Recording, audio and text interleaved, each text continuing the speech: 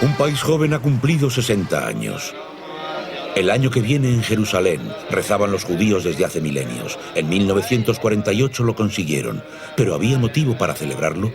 Jerusalén siempre había sido su patria. Dani Angel, un judío de Palestina.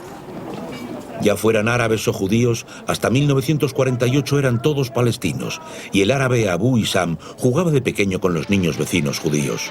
Pero en 1948 solo lo celebraron los judíos. Por fin tenían su propio país. Una patria judía para Esther Eisen, que sobrevivió a Auschwitz.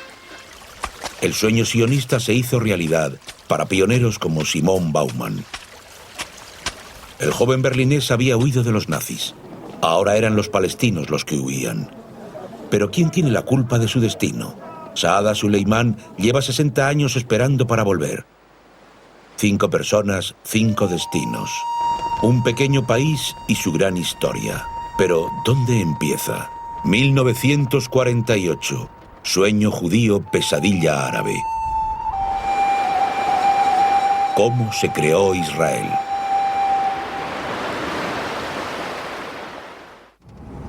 Empezaremos con Abu Isam.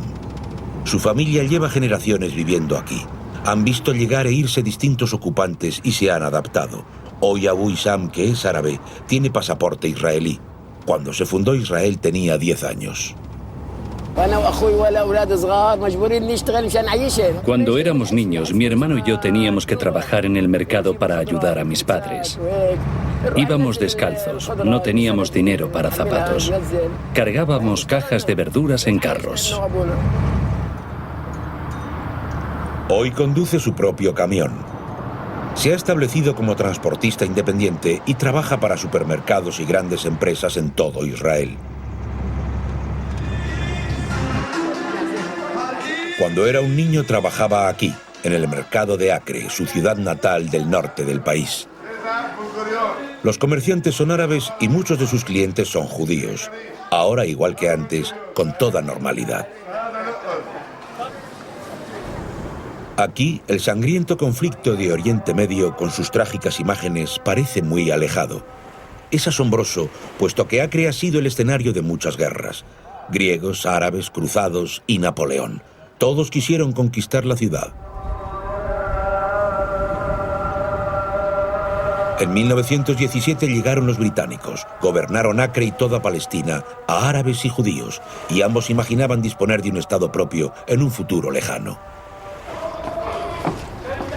Abu Isam creció en la ciudad vieja de Acre, muy cerca del mercado. En esta casa tenían 2 habitaciones. Allí vivía toda su gran familia. El padre, Ali, alimentaba a la familia alquilando su burro. La madre, Nafisa, cuidaba de sus 9 hijos. El colegio era demasiado caro y los hermanos pasaban la mayor parte del tiempo en la calle. Allí conocieron la vida y a los hijos de los vecinos. Juntos descubrieron el mundo. Cuando éramos pequeños, los niños árabes y judíos siempre jugábamos juntos. Nos comprábamos dulces, nos encontrábamos en todas partes, en las tiendas, en la calle. Los llamábamos árabes judíos. Eran hijos de nuestra tierra.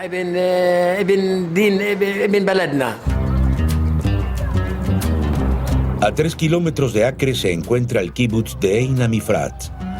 Allí trabajaba el hermano de Abu, Mohamed, 6 años mayor. Estaba muy contento con su trabajo. Tenía un buen sueldo. Ganaba mucho dinero. Trabajaba en el matadero, con las vacas. Allí el hermano de Abu Isam conoció a gente con ideas nuevas y una visión: la comunidad socialista judía, la solidaridad, la convivencia pacífica. Eran judíos de Polonia que habían huido del antisemitismo de su país. La tierra pantanosa donde comenzar de nuevo se la compraron a los británicos.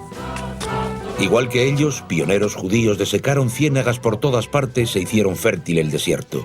Hoy Israel está orgulloso de ello.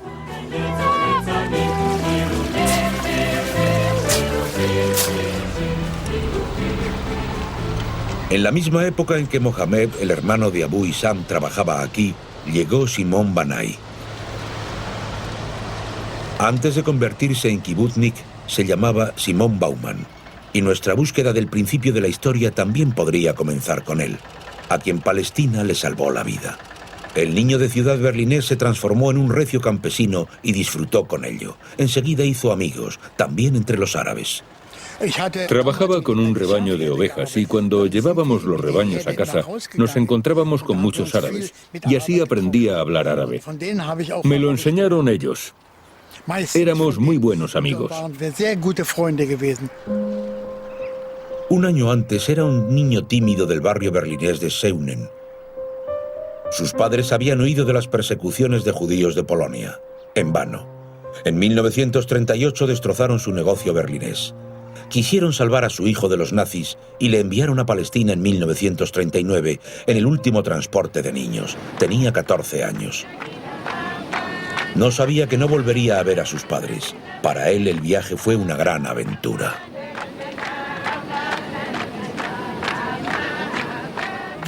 Cuando vi la tierra desde el barco, fue como un sueño. Mi hermana me estaba esperando en el puerto. Había venido a Palestina 3 años antes. Tuve la sensación de vivir un sueño. Al igual que Simón, 200.000 judíos europeos huyeron a Palestina, su única salvación, puesto que tenían cerradas casi todas las fronteras. Y hasta 1939 se triplicó la población judía del país.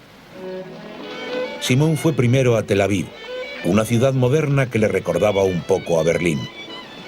Fundada en 1909, un trozo de Europa en Oriente Medio, administrada por el mandato británico, igual que toda Palestina. Tanto judíos como árabes eran apátridas. Jerusalén era sagrada para ambos, y para los judíos también su patria histórica eterna. La mayoría de Palestina era árabe, pero los judíos seguían añorando Sion a pesar del largo tiempo transcurrido desde que los romanos les expulsaron. Por eso, hace 300 años, la familia de Dani Angel regresó a Jerusalén. Creció en una familia liberal y abierta y en casa hablaba hebreo, francés, ladino y árabe. Muchos jóvenes árabes venían a la parte judía de la ciudad, a los cafés, las salas de baile y los cines. Dirige una de las mayores panaderías de Israel, pero no es una simple fábrica, es su hogar. Precisamente porque aquí trabajan árabes y judíos mano a mano. La historia de Israel es también la historia del éxito del empresario Dani Angel, que ha hecho realidad el sueño de sus padres. Creían en un Oriente Medio en paz, sin odio y sin fronteras. Sus padres, Esther y Shlomo, fundaron en 1926 una pequeña panadería, con 25 empleados, árabes y judíos. Pero ya de niño Dani aprendió que esa convivencia no se daba por descontado. Cuando los extremistas árabes atacaron el barrio judío de Hebrón en 1929, asesinaron a 67 personas, entre ellas a toda la familia de su tío. Dani tenía 10 años. Fue una catástrofe. Un atentado inhumano. Masacraron a la gente, la mataron y la quemaron. El responsable de la masacre fue el muftí de Jerusalén, Haj Amin el-Husseini. Como máxima autoridad religiosa, los británicos le habían elegido representante de la población árabe y debía velar por la ley y el orden. Pero lo de Hebrón fue solo el comienzo. Cuantos más judíos buscaban refugio en Palestina, más amenazados veía Husseini los intereses árabes. En 1936 se convirtió oficialmente también en líder político.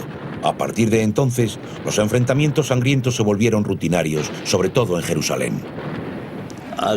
Tras el inicio de la revuelta árabe, los judíos y los árabes se separaron. No pueden estar enamorados unos de otros cuando se libra una guerra. Los judíos empezaron a armarse en 1920. La milicia secreta ilegal Haganah se convirtió en un ejército de combate entrenado con el consentimiento británico. Danny, el hijo del panadero, con 17 años era casi un veterano. A los 13 se había unido a la milicia. Entonces estaba prohibida y los británicos eran el enemigo. 7 años después, en 1939, Danny se convirtió oficialmente en soldado británico.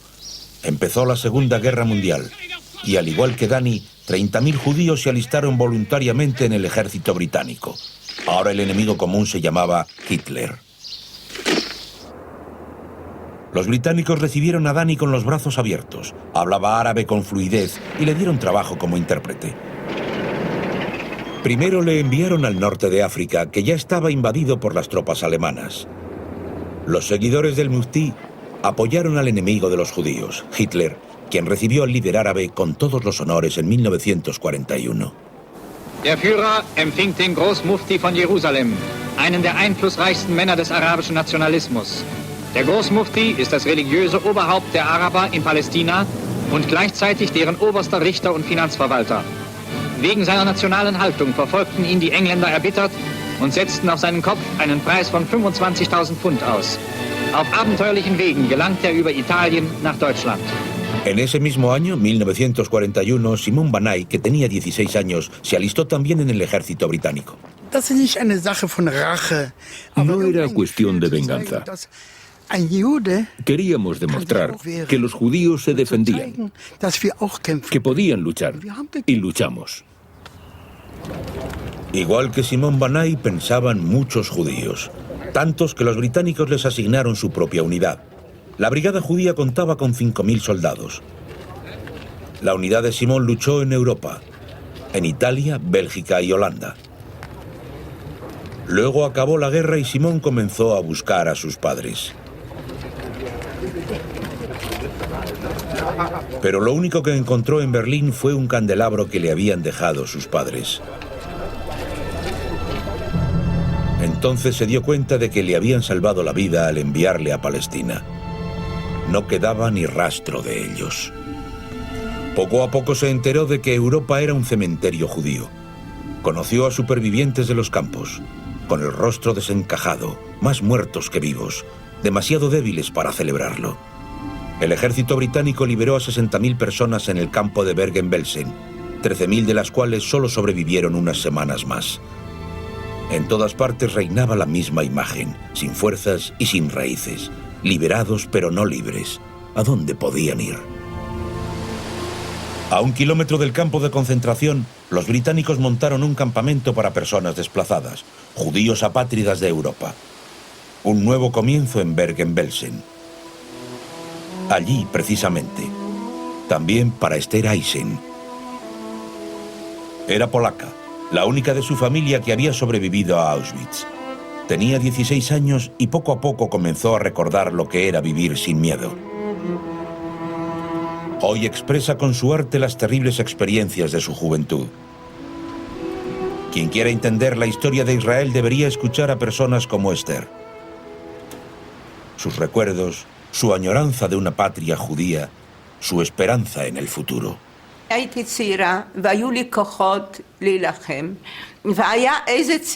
Era joven y tenía fuerzas suficientes para luchar por mi vida. Me dije a mí misma que era la única de mi familia, la única superviviente. Sentí que mi misión era seguir adelante. No tuve otra elección, fue puro instinto de supervivencia. No podía hacer otra cosa, tenía que seguir viviendo. ¿Pero dónde? Europa, lo sabía, ya nunca podría ser su hogar. Solo podría comenzar de nuevo en una patria judía. Pero la lista de espera era larga.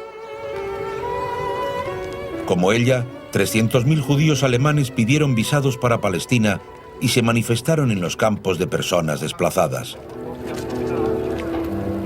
También los judíos de Tel Aviv salieron a la calle y exigieron la inmigración ilimitada de los supervivientes del Holocausto. Pero los británicos habían cerrado las puertas en 1939. El enemigo común, Hitler, había sido derrotado. Los judíos ya no eran sus aliados. Les importaba más la salvaguarda de los intereses políticos futuros. Los británicos necesitaban a los países árabes y se aseguraron de que los judíos no pudieran fundar un país allí. Fue un shock para los judíos. La respuesta violenta fue el movimiento extremista clandestino Irgun. En julio de 1946 volaron el Hotel Rey David de Jerusalén, cuartel general del ejército británico. Hubo 91 muertos. La respuesta de los británicos fue dura. Encerraron a los extremistas de Irgun en la histórica cárcel de Acre. Los torturaron y a algunos los ejecutaron. El movimiento clandestino Haganah, más moderado, rechazaba el terrorismo. Se propuso actuar de forma más discreta e introdujo ilegalmente judíos europeos, aunque muchos de sus intentos fracasaron. En julio de 1947, los británicos interceptaron el barco que pasó a la historia con el nombre de Exodus. Sus 4.500 pasajeros fueron reenviados al país de sus asesinos, Alemania. Esterhazy debería haber viajado en el Exodus, pero la casualidad quiso que se quedara en el campo de Bergen-Belsen. Y precisamente allí conoció el amor. Ella tenía 16 años y Jacob 24. Para ambos el amor supuso el milagro de volver a creer en el futuro, un futuro juntos en Israel. Me propuso matrimonio. Poco después nos casamos en Bergen-Belsen, justo un día antes de que la ONU accediera a la división de Palestina en noviembre del 47. Afganistán, no. Argentina. Afganistán dijo no. Argentina se abstuvo. Estados Unidos y la Unión Soviética dijeron sí. Yes. El 29 de noviembre de 1947, la ONU decidió la partición de Palestina. Yes. Fue una votación decisiva para los judíos que la siguieron desde todo el mundo. Esther la escuchó por radio en el campamento de Bergen-Belsen.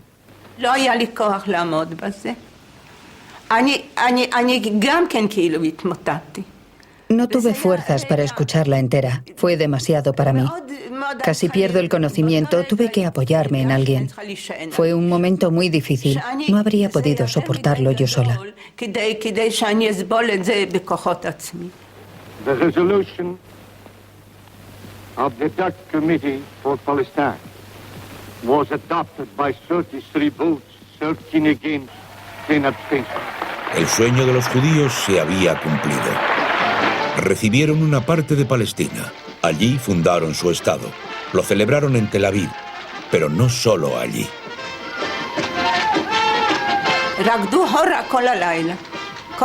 Estuvimos toda la noche bailando el Hora, los jóvenes y los viejos. Corrimos todos al centro de Bergen-Belsen. No se puede describir. Fue un momento extraordinario. Hasta entonces estábamos todos de luto. Se nos había hundido el mundo. Y fue un día de euforia y gran alegría. Supimos que teníamos un futuro, que no habíamos sufrido en vano.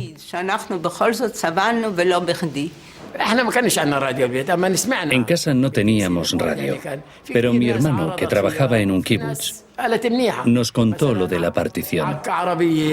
La mayoría de los árabes estaba en contra, pero había algunos a los que les parecía bien.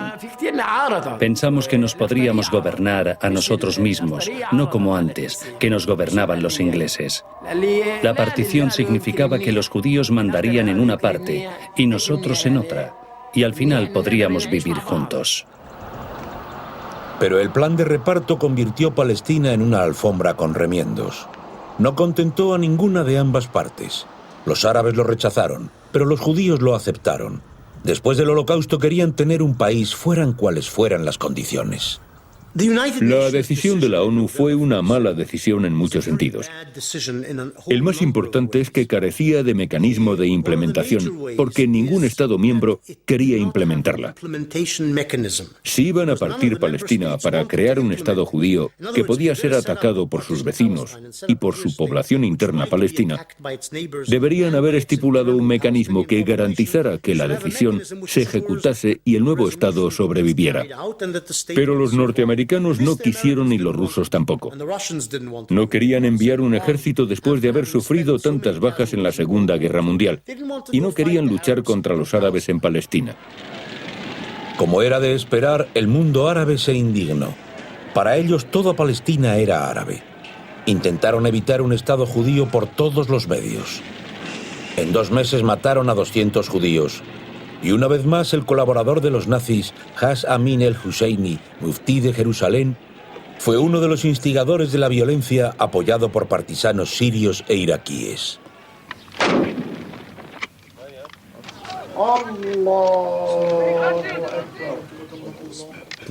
A muchos palestinos, sobre todo a los de clase media y alta, no les gustaba el gobierno de Husseini. Era un extremista fanático y tonto. Y no querían luchar bajo su mando ni con sus soldados. El muftí excluyó a todos los que se oponían a su política violenta. En invierno de 1947, las milicias árabes asediaron la parte judía de la ciudad antigua de Jerusalén. La población quedó aislada del exterior. Sus habitantes pasaron hambre y frío. El asedio no sirvió de nada. Los asediados recibían alimentos de forma clandestina. La panadería de Angel les suministraba no solo pan. En algunos de los sacos de pan metíamos armas. Tenía un conocido británico que hacía la vista gorda. Para nosotros, lo más importante era llevarle pan a la población, pero aprovechábamos la ocasión para ayudar un poco con armas.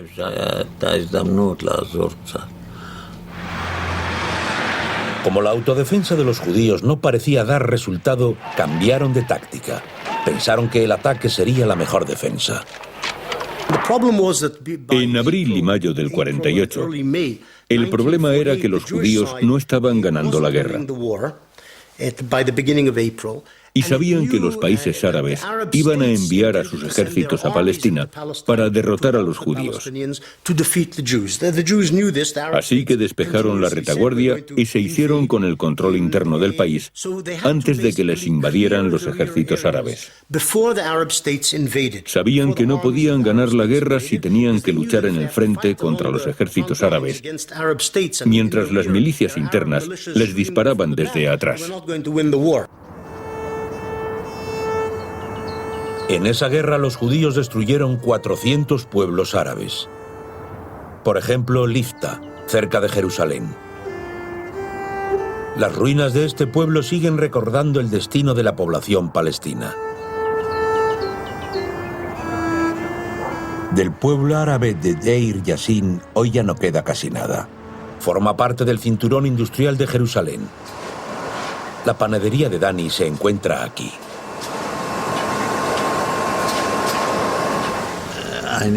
No me gustó lo que pasó en Deir Yassin.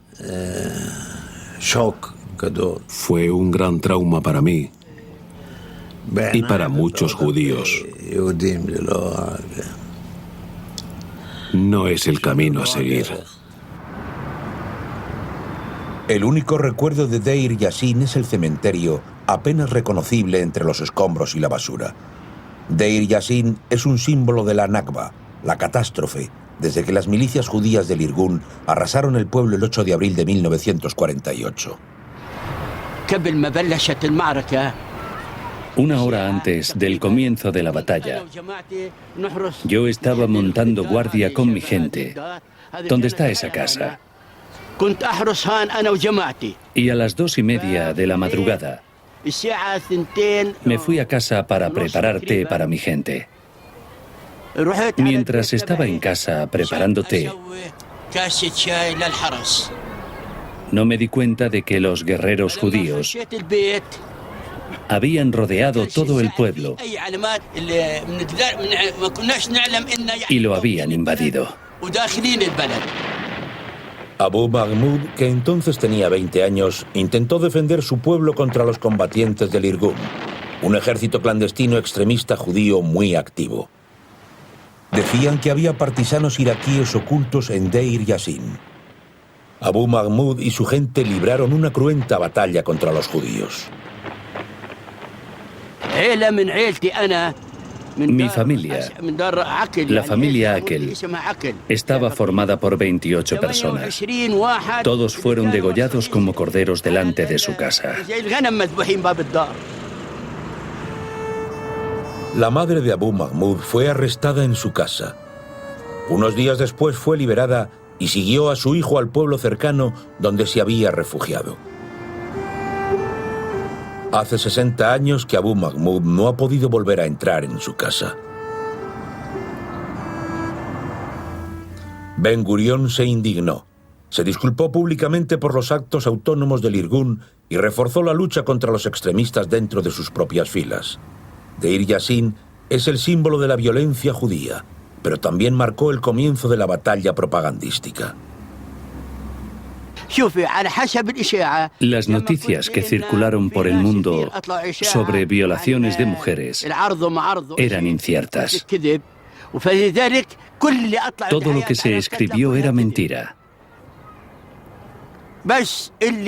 En Deir Yassin perdimos a 93 mártires. 200 muertos, dijeron los periódicos, no 93. Pero nadie quería saber la verdad. En 1998, un periodista palestino que trabajaba en un documental de la BBC desveló por qué se tergiversaron las cifras. Pregunté al doctor Khalidi, un líder palestino, cómo debíamos presentar la historia de Deir Yassin. Me dijo que teníamos que exagerarla lo más posible. Escribió una nota de prensa en la que afirmaba que habían matado a niños, violado a mujeres embarazadas y cometido todas las crueldades posibles. La propaganda surtió efecto. 3 días después atentaron contra un convoy judío. Las víctimas fueron médicos, enfermeras y estudiantes. Hubo 77 muertos.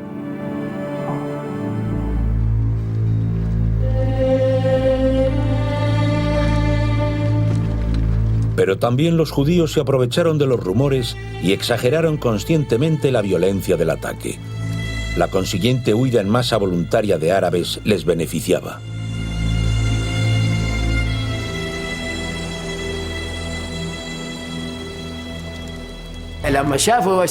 Cuando mi hermano se enteró de lo de Deir Yassin, decidió que teníamos que escapar. Mi hermano ya estaba casado y tenía hijos. Tenía miedo de que les tocara ser los siguientes de la fila. La familia huyó a Sidón, una ciudad costera del sur del Líbano no lejos de Acre, donde dejaron a su padre para que vigilase la casa. Los refugiados pasaban las noches en una mezquita, temporalmente, según pensaban todos.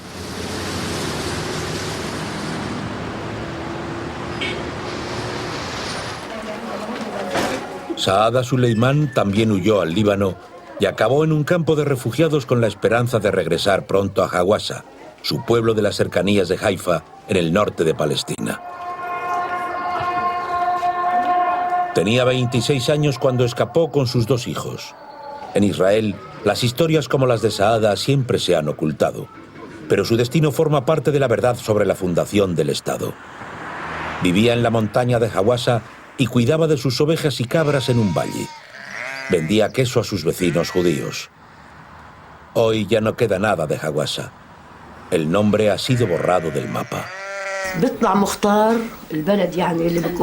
El jefe del pueblo, a quien acudíamos a pedir consejo, anunció desde el minarete de la mezquita que debíamos abandonar nuestras casas. Nos dijo que nos teníamos que ir. Nos dijeron que solo teníamos que irnos 7 días y luego podríamos volver. Nos engañaron.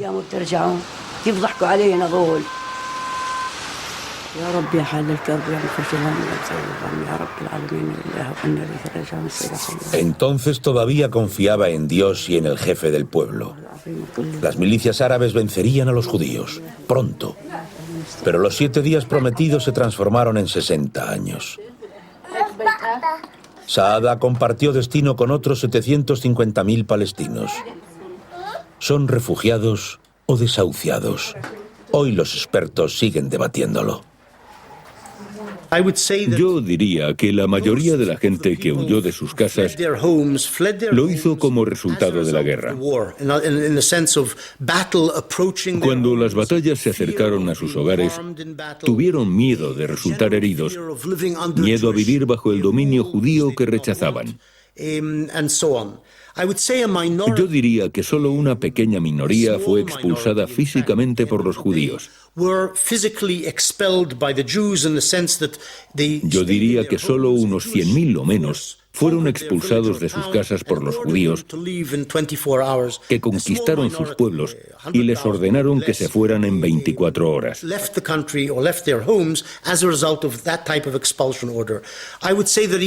Y una minoría aún menor se fue porque las autoridades árabes se lo pidieron.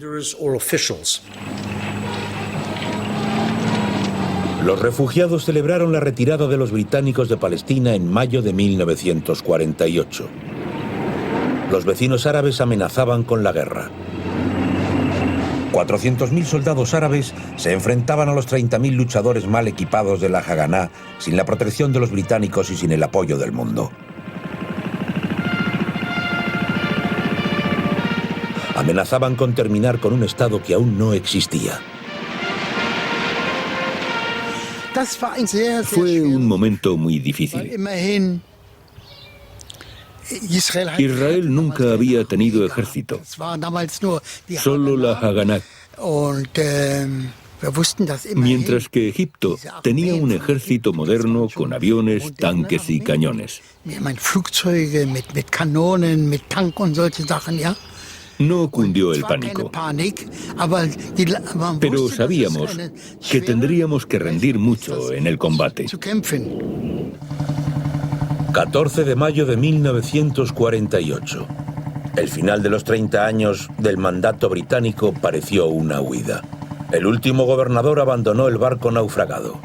Los británicos no tenían ni idea de lo que se avecinaba.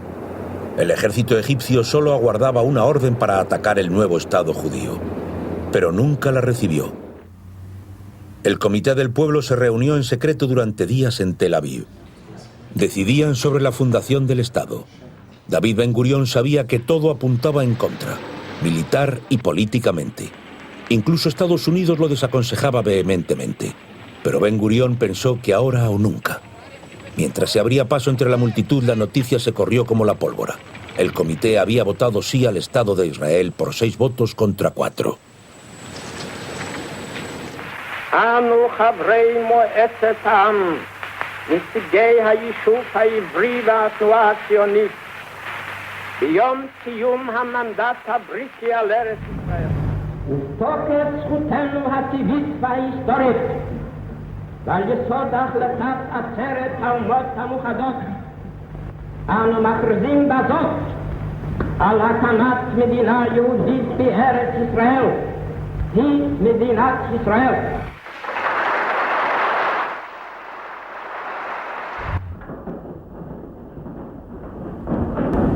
ברוך אתה אדוני אלוהינו מלך העולם שהחיינו וקיימנו והגיענו לזמן הזה. Los invitados rezaron. Todos sabían que estaban sentados sobre un polvorín, pero todos guardaron la compostura y esperaron emocionados a que la orquesta tocase el himno que ese día se convirtió en himno nacional. Se llamaba Hatikva, esperanza en hebreo.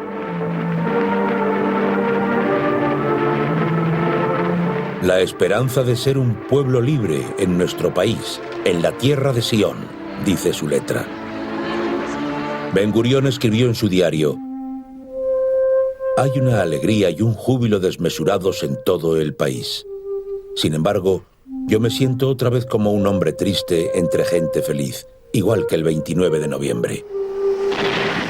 Esa misma noche la aviación egipcia bombardeó Tel Aviv. Jordania, Siria, Irak y el Líbano también atacaron.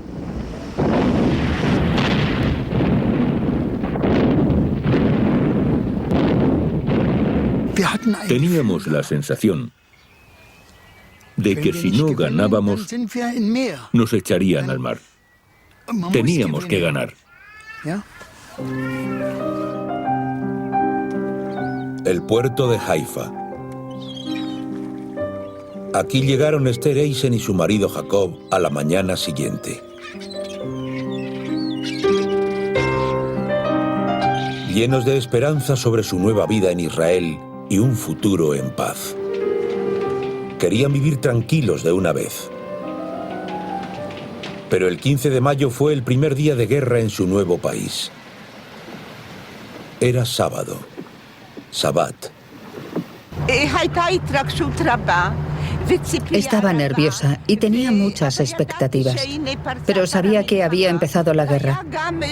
Me daba mucho miedo lo que podía pasar después de todo lo que me había tocado vivir.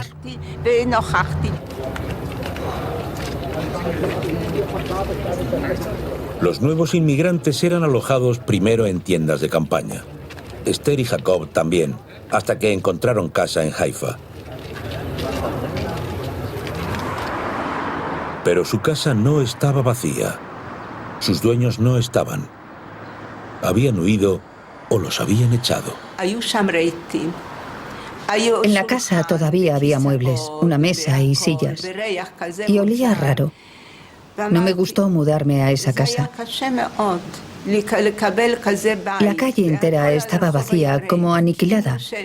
La casa me pareció un animal muerto y sin enterrar. Tenía que empezar una nueva vida sobre la base de la destrucción de la vida de otras personas. Guerra en todos los frentes.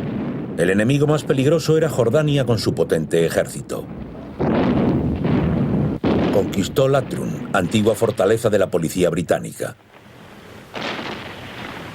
Los judíos intentaron reconquistarla 4 veces, pero fracasaron las 4.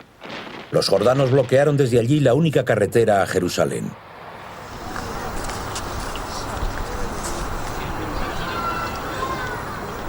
Los convoyes desde Tel Aviv, que abastecían de agua y alimentos a Jerusalén, eran tiroteados por los jordanos. Hoy los camiones siguen abandonados al borde de la autopista de la capital, como recuerdo de esa guerra. El bloqueo de la carretera fue imposible de romper. Hubo que buscar otra alternativa, la construcción de una carretera de circunvalación. Pasó a la historia con el nombre de Burma Road. Voluntarios de todo el país acudieron a abrir paso a los convoyes entre los peñascos. Simón el Kibutnik también acudió. Las legiones árabes nos oían y nos bombardeaban. Era peligroso, pero había que hacer algo. Había que ayudar a Jerusalén. La gente se moría de hambre. Los israelíes necesitaron 2 meses, pero lo lograron. Construyeron la carretera de circunvalación sin que se dieran cuenta los jordanos. En junio de 1948, los convoyes llegaron a Jerusalén.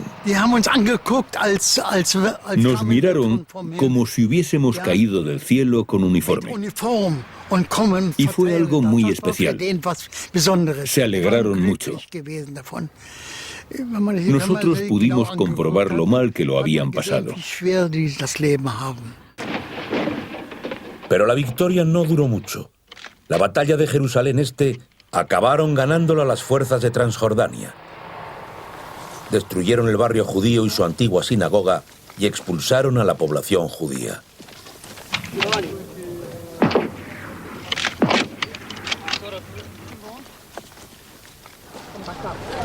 El Muro de las Lamentaciones, en el centro de la ciudad vieja, el lugar más sagrado para los judíos, permaneció fuera de su alcance durante casi 30 años. Pero pronto fue evidente que las fuerzas árabes no luchaban conjuntamente contra Israel. Cada una perseguía sus propios intereses. Era su gran desventaja. La guerra solo beneficiaba a Transjordania. El objetivo principal de la invasión del país era recuperar un gran pedazo de Palestina. Ese pedazo estaba destinado a un Estado árabe palestino que incluía Jerusalén Este, la joya de la corona con los lugares sagrados. Mientras se instalaban los nuevos gobernantes y los palestinos tenían que vivir bajo la ocupación jordana, la guerra continuaba en el sur. Egipto ocupó el desierto de Negev, pero se enfrentó a una dura resistencia judía. El marido de Esther Eisen, Jacob, luchó allí. Se alistó en el ejército como voluntario. Jacob quiso defender su libertad recién ganada. Un día de diciembre tenía que volver a casa en Haifa para celebrar su 28º cumpleaños con su mujer Esther, que le estaba esperando con impaciencia porque hacía días que no tenía noticias de él.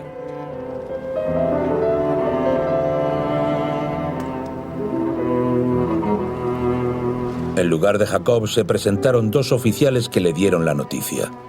Le había matado un cohete de la aviación egipcia.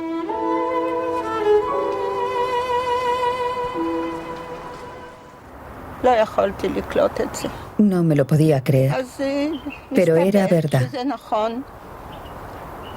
Me volví a quedar sola después de todo lo que había levantado, después de todo lo que creía que había conseguido en Israel. Fue viuda de guerra con 20 años. De Jacob solo le quedaron fotos y recuerdos. Me llegué a enfadar con él por haber querido a su país más que a mí, por haberse ido a la guerra y haberme dejado triste y sola. Le perdí. 2 semanas después de la muerte de Jacob comenzaron las negociaciones del armisticio. Para Esther era demasiado tarde. Las fuerzas árabes no pudieron cumplir su amenaza de aniquilar el Estado judío. Israel fue el vencedor de la guerra y conquistó tierra que la ONU había concedido a Palestina. Y las tierras del sur y del este asignadas a los palestinos habían sido ocupadas por Egipto y Jordania. ¿Y los palestinos? Era evidente que las naciones árabes no se habían involucrado en la guerra por su libertad. Fueron los claros perdedores. Los refugiados fueron acogidos por sus vecinos árabes e internados en campamentos improvisados.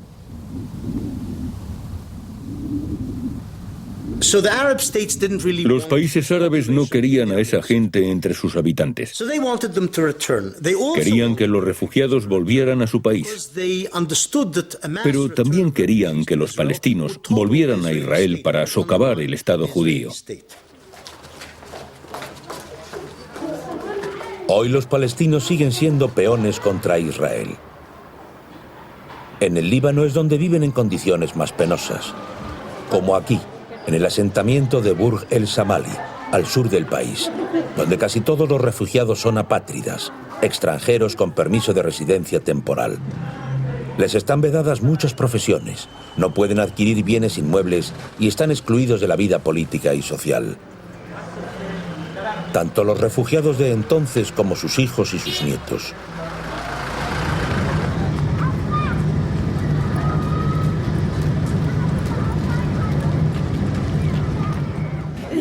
Lo único que les puede dejar Saada a sus descendientes es amor y cuidados. Su familia consta de 15 miembros que viven todos juntos en 2 habitaciones.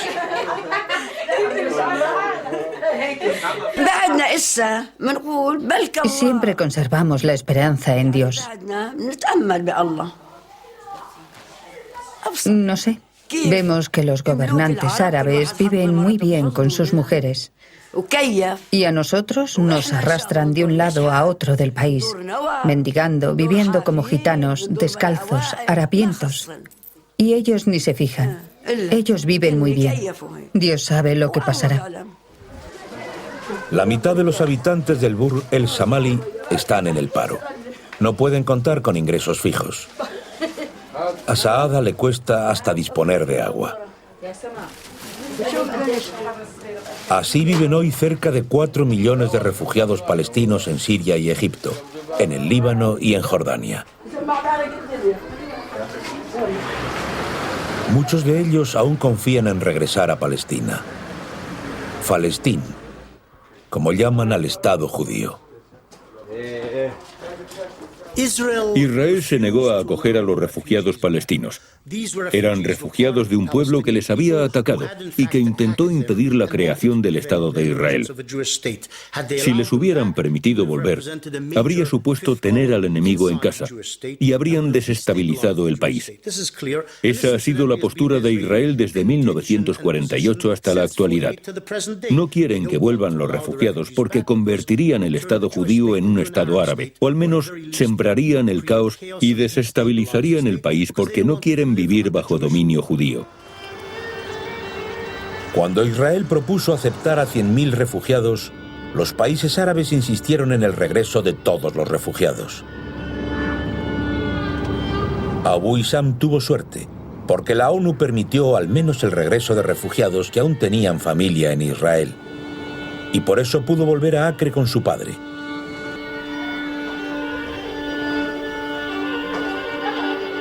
Y cuando regresó, Abu Isam se convirtió en israelí, igual que otros 160.000 palestinos.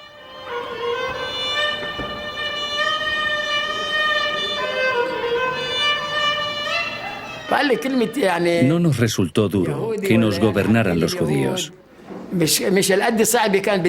Ese no era el problema. Si podíamos elegir entre ingleses y judíos, era mejor que nos gobernasen los judíos. Hoy Abu Isam vive con su familia en Acre. Son ciudadanos israelíes y árabes, como el 20% de la población. Abu Isam disfruta de la vida en familia y está orgulloso de sus hijos. Uno incluso ha llegado a ser teniente de alcalde de Acre. Pero echa de menos a su hermano Mohamed, su hermano mayor, que tuvo que quedarse en el Líbano porque tenía allí a su mujer y a sus hijos. Israel le prohibió regresar. Los hermanos no pueden verse, solo hablar por teléfono, como tantas familias árabes divididas que también forman parte de la historia de Israel. El mayor deseo de mi hermano sería poder volver y vivir aquí. Yo vivo en mi país, en mi casa. Tengo trabajo y me va bien. Tengo derechos. Él no tiene derechos. Solo Dios le protege.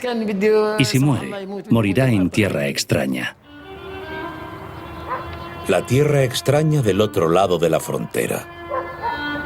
Tierra enemiga. También el Líbano expulsó a la población judía después de 1948, como tantos países árabes. La mayoría de esos 850.000 refugiados judíos hoy son israelíes. Viven como todo el mundo en este país, protegidos por vallas y cada vez más defensas fronterizas que no consiguen la paz.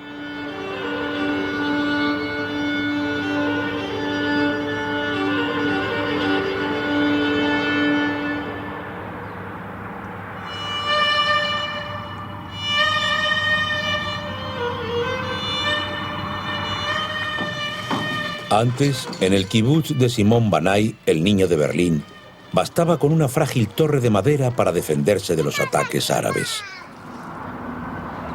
Ahora, cuando se producen bombardeos de cohetes desde el Líbano, Simón tiene que esconderse en un búnker de hormigón.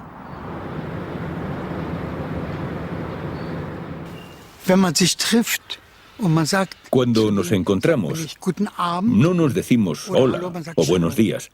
Nos decimos shalom, que significa paz. Y el mayor sueño que me puedo imaginar es que algún día podamos vivir en paz todos juntos.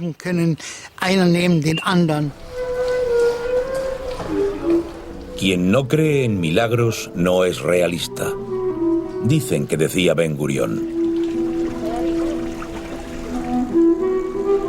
Hay días en que los milagros parecen accesibles. Por ejemplo, cuando nieva.